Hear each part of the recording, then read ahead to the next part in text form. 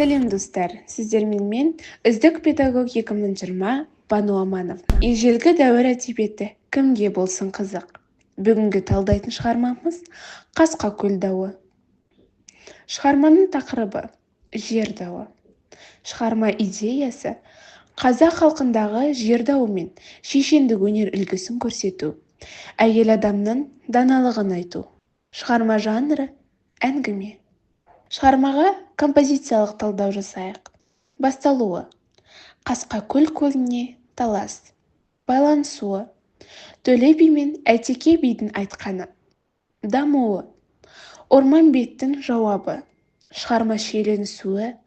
Даудың шешілмеуі. Шарықтау шегі. Орман бетке анасының айтқан ақылы. Шешімі. Көлді ынтымақпен бөлісу. Шығарма кейіпкерлері. Төле би, ұлы жүздің бас биі. Әйтеке би, кіші жүздің би шешені.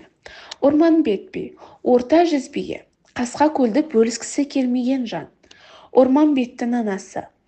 Даудың шешілуіне себеп болған. Орман бетке ақылын айтқан дана. Шығармадағы маңызды деректерге тоқталайық. Төле би, Әйтеке би, орта жүз, орман бет би, үшеуі Қасқа көл деген көлге таласып, даулы болды. Ешкімге опа қылмас дүние. Ей, орман бет, сен бізден кіші боласың. Біз барып қайттық, сен ілгері барасың. Біз енді көп жүрмеспіз, көмілерміз. Сен жас едің, көңілдегінді аларсың, деген Төле би.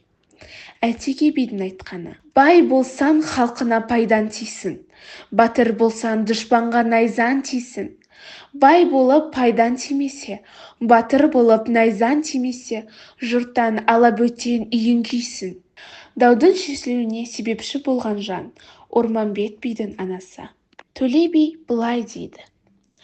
Әйел жақсы болса, білім несі батыр туады.